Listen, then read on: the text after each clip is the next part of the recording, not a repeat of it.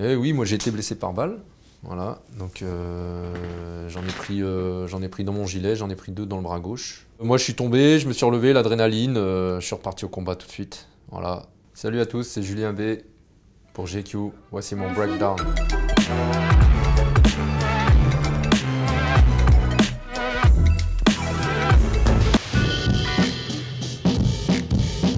Get David to all units. We are sending in a secure foe. La scène elle est pas bonne déjà d'entrée.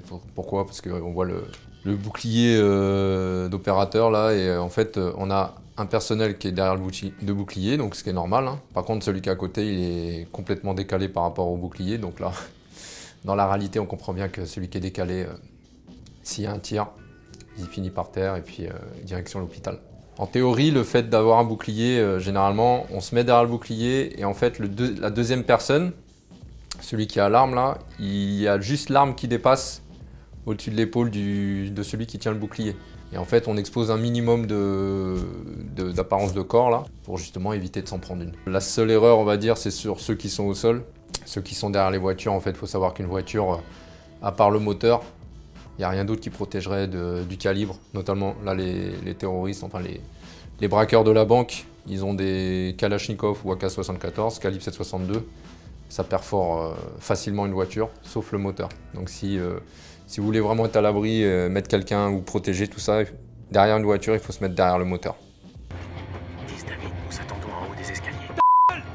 Campbell, Street, vous foutez quoi? Vous pouvez pas répondre? Détendez-vous, on se calme.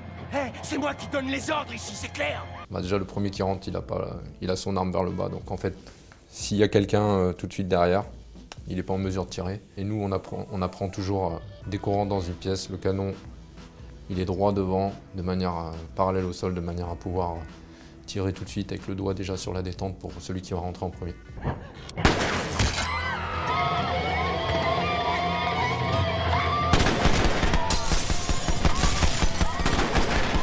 Voilà, le tir est osé parce qu'il y a l'otage qui est vraiment contre la personne qui la braque. Il n'y a pas beaucoup d'espace.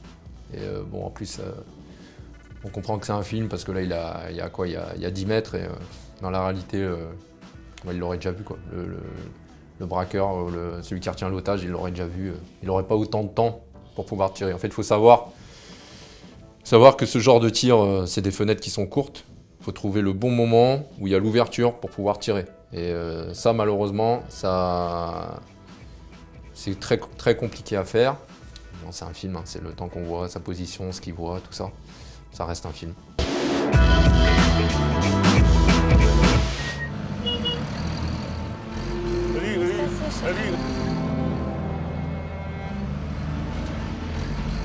Quand on lit le pédigré de Mesrine, tout ça, à l'époque, qui faisait vachement attention à tout, qui était hyper vigilant, tout ça. Là, juste là, quand on voit la scène, je pense que ça reste un film, mais dans la réalité, je pense qu'il aurait fait beaucoup plus attention, à mon avis.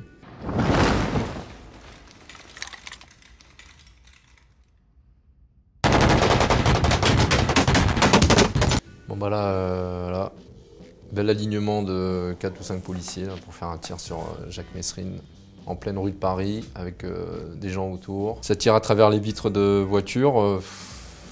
Savoir que les vitres de voiture, quand vous tirez, suivant le calibre que vous utilisez, ça peut dévier. Carrément, suivant là où ça tape, ça peut ça peut ricocher. Donc, prise de risque maximum pour avoir Mesrine en plein milieu de Paris. C'était à l'époque, ça. Donc, c'est pas trop. C'est la génération qui veut ça, je pense. Donc, on peut pas trop comparer. On voit que même à 4-5 mètres, la visée pas terrible. Là, il y en a un, je sais pas, il tire en haut à gauche là. Je sais pas ce qu'il vise, je sais pas s'il vise sa copine ou en tout cas lui, je sais pas, il doit avoir peut-être un strabisme. Ça part peut-être sur les côtés, je sais pas. À l'époque, c'est vrai que là, ça fait un peu cow-boy, ça fait un peu... Enfin, il n'y a pas toutes ces techniques, il n'y a pas toutes ces procédures qui sont utilisées maintenant.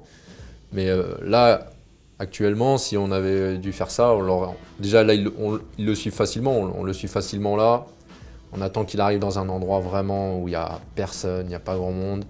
Et franchement, on peut l'attraper sans problème, sans tirer dessus ou quoi que ce soit. On peut le surprendre autrement. Ça, c'est ce qu'on aurait fait, c'est ce qu'on ferait aujourd'hui. Hein.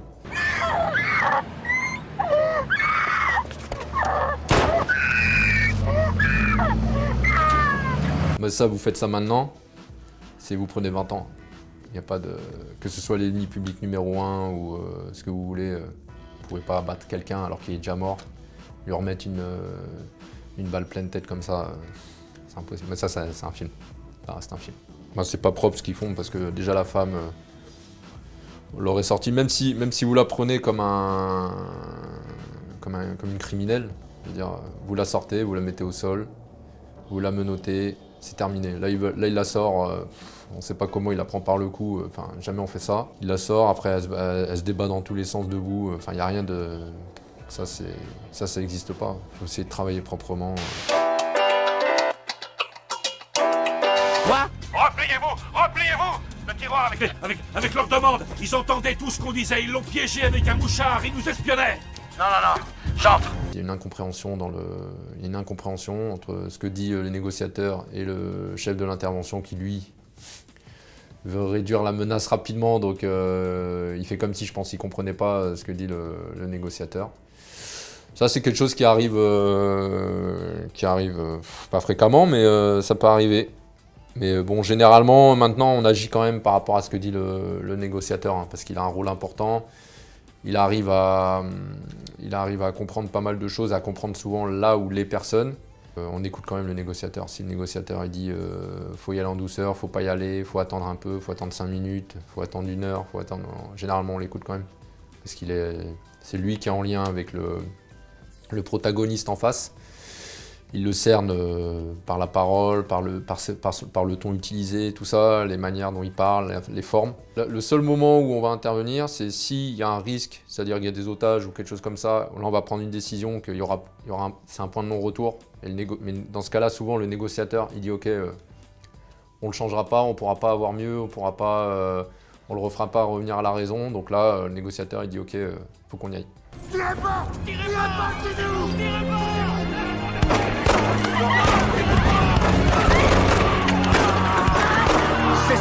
Les braqueurs décident de faire sortir tous les otages en même temps. Donc ça c'est le plus compliqué, hein. Forcément, tous les individus qui sortent en même temps, là faut pas être fébrile sur la détente, hein, j'ai envie de dire, pour ceux qu'on le doit sur la détente, pour les appuis, tout ça là.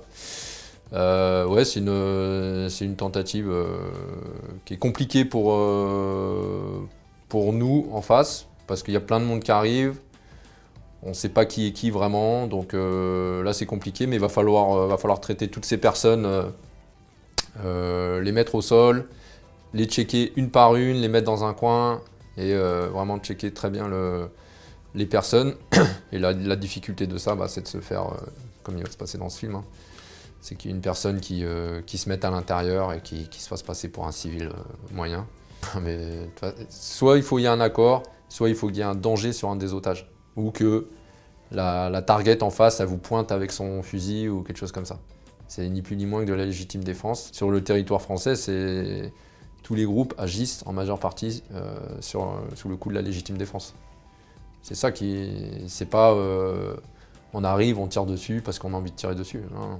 Il faut qu'il y ait une menace pour soi-même, une menace pour autrui, voilà. C'est comme ça que ça marche.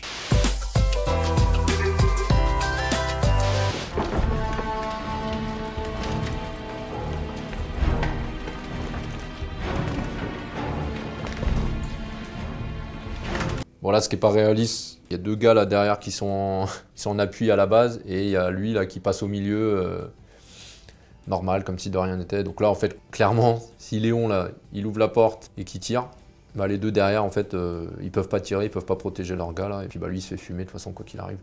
Donc là, l'erreur, elle vient d'où? Elle vient du fait que les 2 personnes qui sont en appui là, du groupe tactique, en fait, c'est simple, ils ont la tête dans le guidon, ils regardent juste devant eux. Ça, c'est souvent ce qui arrive, et on oublie quelque chose, on oublie la 3D en fait. La 3D, c'est important. Maintenant, dans les maisons, il y a des greniers, il y a des faux plafonds, il y a des choses comme ça. Et ça, il faut y penser. Il ne faut pas juste se dire, tiens, la personne, elle est juste en face de moi, là. Non, non. Mais derrière, en fait, il doit y avoir une continuité d'observation. Alors, on voit qu'il n'y en a pas. Et là, ils sont tous cachés parce qu'on voit qu'il y a la peur. Parce que la réalité, c'est ça, hein, quand vous faites tirer dessus. Pas mal de personnes, il y a la peur qui rentre en jeu et qui fait faire des choses souvent, qui fait faire un retrait. Et oui, moi j'ai été blessé par balle, Voilà, donc j'en ai pris dans mon gilet, j'en ai pris 2 dans le bras gauche. Moi je suis tombé, je me suis relevé, l'adrénaline, je suis reparti au combat tout de suite. Voilà, j'ai pris du calibre de Kalachnikov. Hein.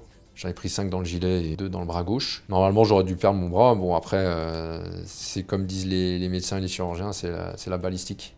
La balistique, elle est différente. Aussi bien, il m'arrive la même chose demain, je perds mon bras. Voilà, donc ça, on peut pas prévoir, c'est la balistique. La peur, elle existe, hein, mais on n'y pense pas parce qu'on est prêt pour ça, on est drillé, on se connaît. Il prend un gars du groupe tactique là, en otage pour retourner jusqu'à son appartement. Bon, déjà, le gars là, il connaît les techniques. Là, il aurait pu se laisser tomber au sol et derrière, ça aurait été traité tout de suite. Là, à l'inverse, on voit quoi? Il arrive à rentrer dans son appartement et puis eux, là, qui n'ont rien vu, qui, d'un seul coup, se sentent ok, on y va. Et puis là, ils tirent n'importe comment. Hein. Déjà, ils tirent à la hanche. Alors, déjà, je crois qu'à la hanche, ça fait longtemps que j'ai pas eu quelqu'un tirer à la hanche comme ça. Mais bon, ça montre encore une fois que c'est un film et que c'est pas des professionnels dans ce domaine-là. Et là, jamais de la vie, on tire comme ça. Dans un groupe, vous avez 30 personnes qui sont snipers, d'autres personnes qui sont effraction, c'est-à-dire ceux qui sont capables d'ouvrir des portes à l'explosif, des choses comme ça. Il y a le spécialiste, il y a le maître de chien, il peut y avoir un maître de chien, il peut y avoir un spécialiste moyens spéciaux pour essayer de voir à l'intérieur des appartements, des choses comme ça. Voilà, dans un groupe, il y a plusieurs spécialités qui se confrontent et qui sont complémentaires en fait.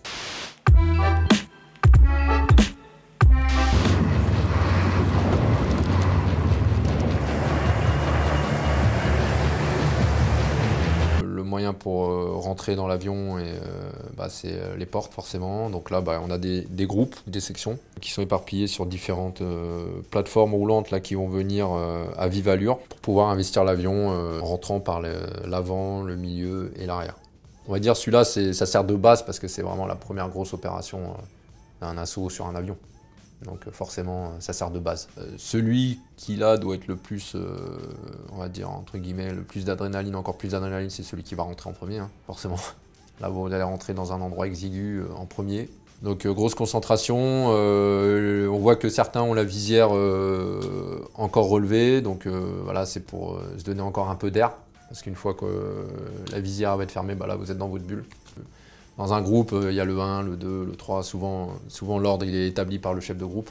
Souvent le numéro 1, numéro 2, numéro 3, c'est des anciens. C'est parce qu'il y a l'expérience, ils ont plus d'expérience. C'est pas que les autres soient moins bons, hein, mais c'est juste une question d'expérience. Ouais, le chef de groupe, il est plus sur l'arrière, il n'est pas forcément en dernier, mais il est aux 3/4 arrière. Ouais, là on a l'exemple. Donc en fait là, la passerelle, elle est trop collée. Elle est trop collée à la porte, ce qui fait qu'en fait, là, celui qui doit ouvrir la porte, il n'arrive pas à l'ouvrir. Donc il fait plusieurs tentatives, Là, pendant ce temps-là, c'est pas à l'abri qu'il y a un terreau qui soit juste derrière la porte. Lui, il envoie derrière la porte. Puis là, bon, là, ça n'a pas été le cas parce que sinon, les premiers, là, ils seraient tombés. Tant mieux. Hein. Par rapport à ça, la passerelle, il essaie de réagir aussi. Et là, il va trop reculer. Et puis, celui qui va ouvrir la porte, on va le voir, hein, mais on peut relancer la suite.